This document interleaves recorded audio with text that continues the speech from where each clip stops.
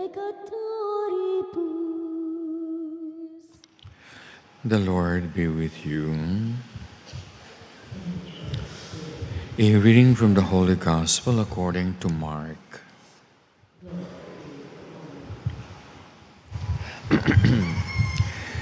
Jesus and his disciples set out for the villages around Caesarea Philippi.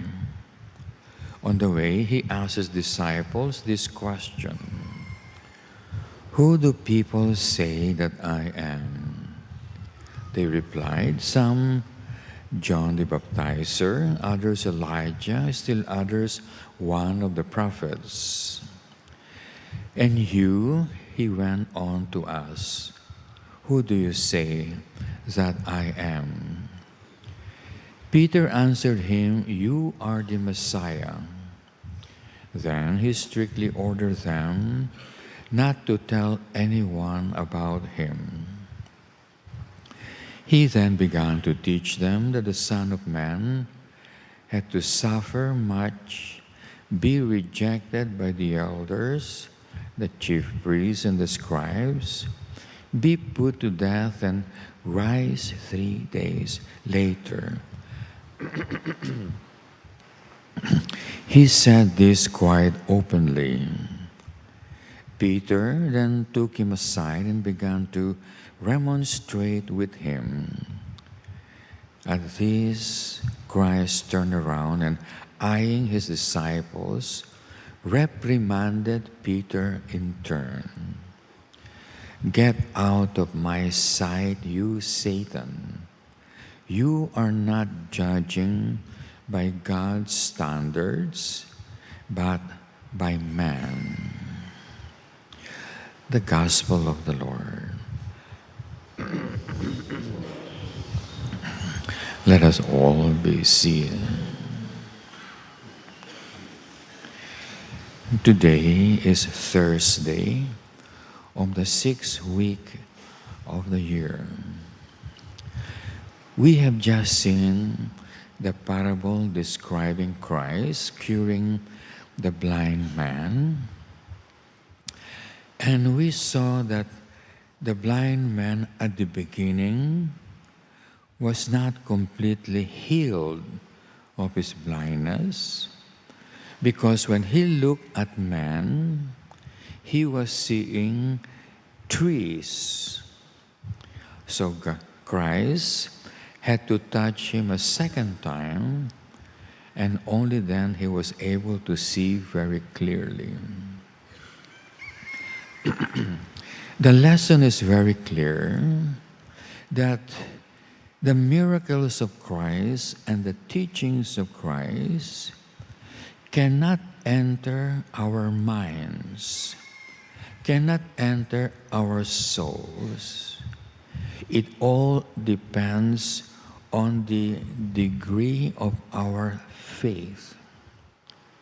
If we have no faith, Christ himself cannot perform miracles as in Nazareth. If we do not have faith, even if Christ is the one teaching, we will learn nothing. Now that is a very important lesson. That is why these Sundays in ordinary time describes to us precisely how to develop and how to perfect our faith. Because only when your faith is perfect can you know how to go to heaven. Only when your faith is perfect can you know the teachings of Christ. That's the only time you can understand the teachings of Christ. And only when your faith is perfect can you know the answer to all your questions. So as long as your faith is not perfect, you know nothing. You cannot answer your question. You cannot understand the teachings of Christ. And Christ cannot even perform miracles in our lives. And the gospel precisely today further tells us of this very important truth. Because at this point, the very apostles of Christ have not yet perfected their faith. And so notice that their answer to Christ's question was wrong. And even if Peter had the correct answer, because he had some degree of faith, almost the next moment, Saint Peter himself, even if he had little faith, was giving wrong answers. Wrong answers that Christ himself addressed him as Satan. Now, if Saint Peter, who was learning directly from Christ, could still commit mistakes, how much more we? And therefore, in humility, we must have this doctrine, this teaching of Christ in our minds, that as long as we have no perfect faith, we don't understand anything. Everything we say is wrong. Everything we think is wrong. Everything we do can be wrong.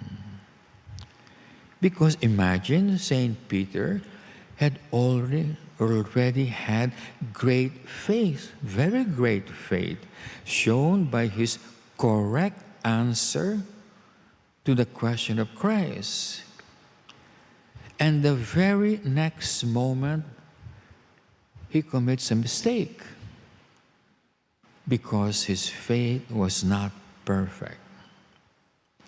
The faith of Peter and the apostles would still become perfect on Holy Week, when they see Christ suffering, when they see Christ die and resurrect from the dead. That's the only time their faith would be perfect.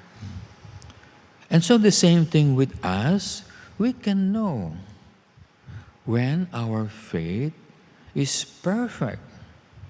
All we have to do is follow the steps of Saint Peter and the apostles. So here we have Christ testing the faith of his disciples, so his disciples would know the state of their faith. The same thing with us. All of us without any exception will be constantly tested by Christ, and it is always a test of faith. Whether we are going to obey the commandments of Christ, or are we going to believe what he said? And so the way we pass the test is by saying, I believe what Christ said. I will obey what Christ commanded. That's the way to pass your test. But how can we say, I will believe what Christ said, if we do not know what he said? How can we say, I will obey the command of Christ if we do not know the commands of Christ? And so notice that Christ even constantly tests his apostles.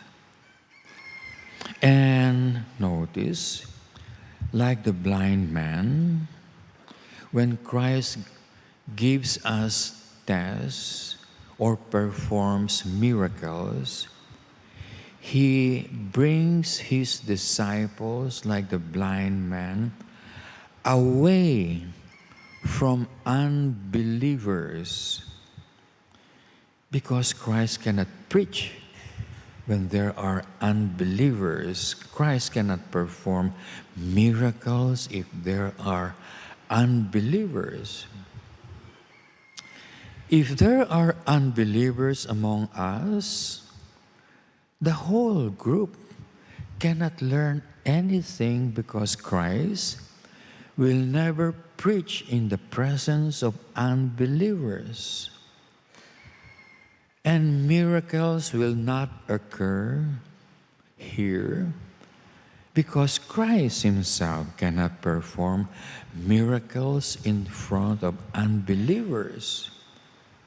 So the gospel precisely tells us that Christ set aside his disciples away from unbelievers and asked them this question: Who do people say that I am? It's a test of faith. And so the question of Christ is, who do people, ordinary people, those from whom we just went away from, who do they say I am? And their answer was very good. At least it was close to the truth. They say that you are John the Baptizer, or Elijah, or one of the prophets. At least they did not say he was Beelzebub, as the Pharisees and the scribes said. So their answer was quite good, but it is not exact. And so Christ asked his own disciples, and you, who do you say that I am? And Peter and the apostles had some degree of faith, some. And so their answer was correct. So the same thing with you, if you have a little faith, sometimes your answers will be correct, but more often your answers would be wrong, as the apostle showed. So to the question, who do you say I am? Because of their little faith, their answer was correct. You are the Messiah.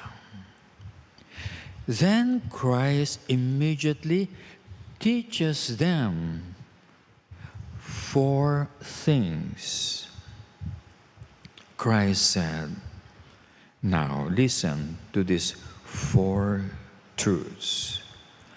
I will suffer much. I will be rejected by the elders, the chief priests, and the scribes. I will be put to death, and after 3 days I will rise from the dead. 4 things that Christ immediately teaches them after their correct answer. But notice that these 4 new things that Christ taught them did not enter their minds, did not enter their souls, as if they did not hear it. and so they did not understand it. How come? Because their faith was not yet perfect. So you can see, you can read the whole of scriptures and the fathers, the doctors of the church, and listen for homilies the whole day. But if your faith is defective, you will hear nothing. And so Christ have just taught them 4 new things, and as if they heard nothing.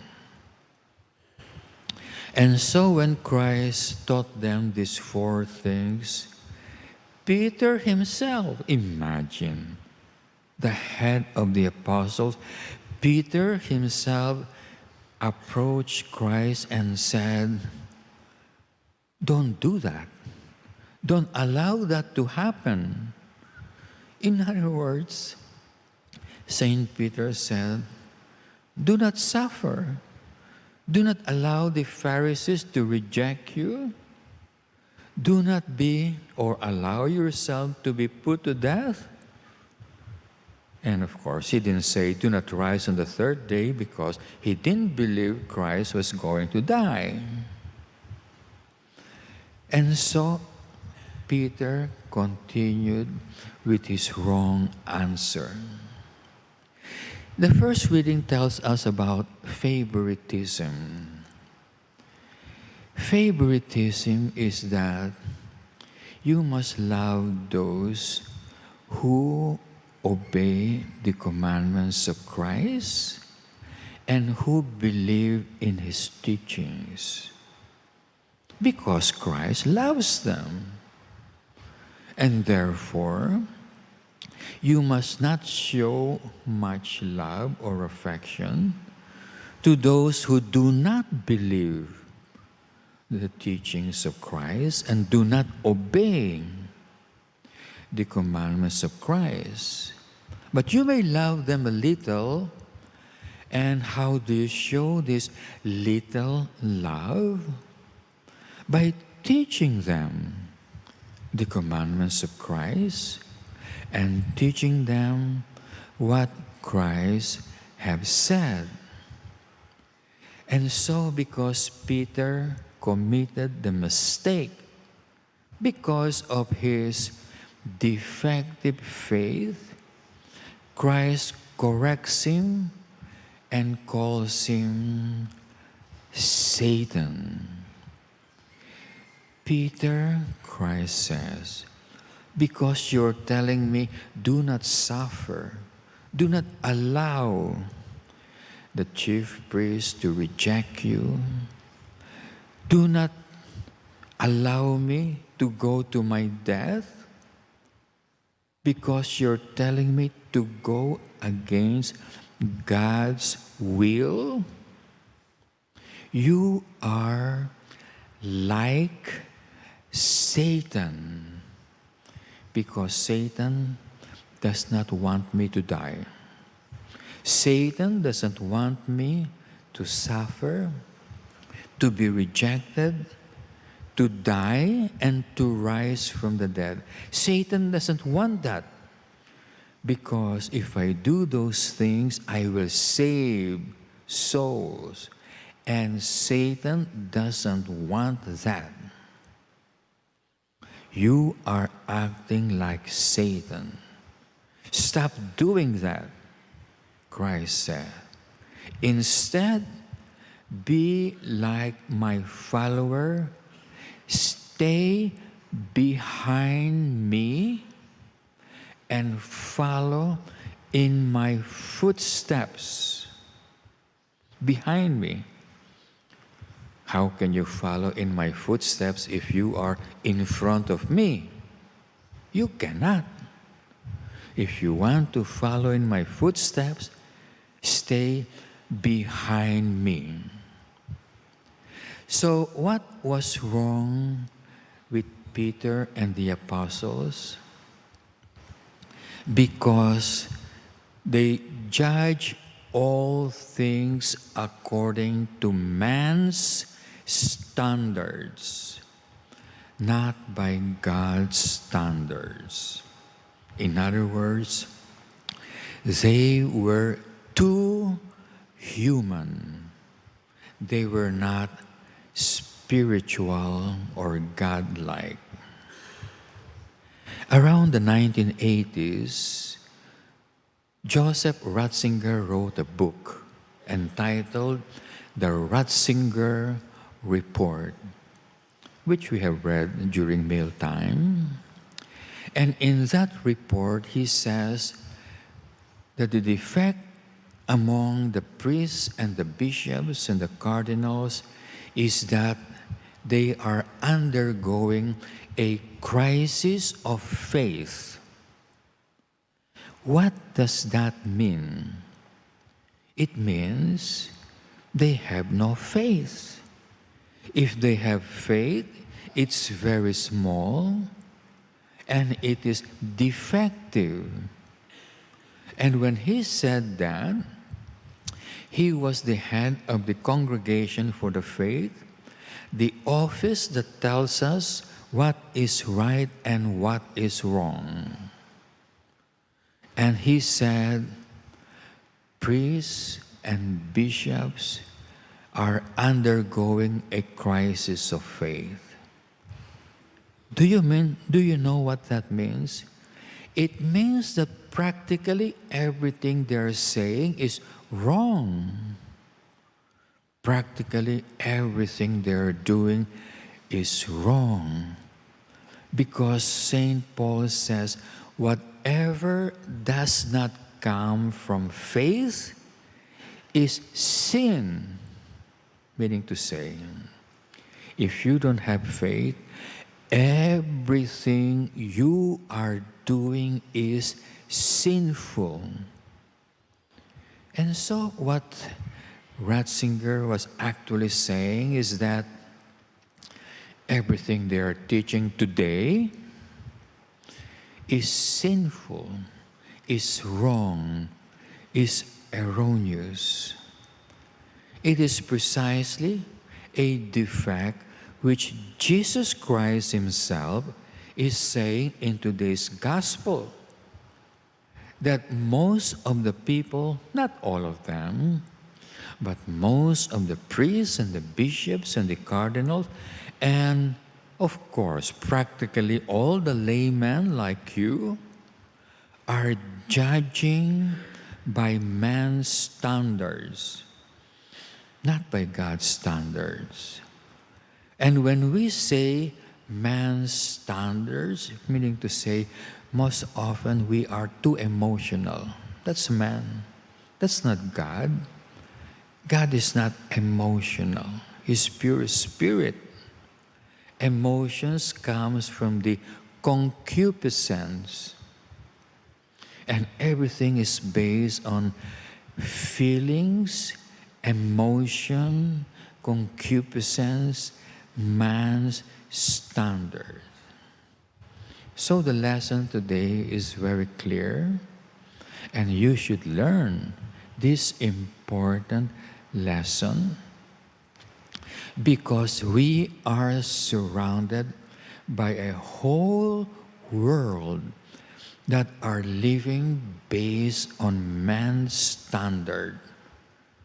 God's standard is completely gone in the world today, which makes it almost impossible for us to learn how to save our soul. And how do we do that? Living by God's standard. Get behind Christ and then follow Him in His footsteps. In the name of the Father, the Son, the Holy Spirit. Amen.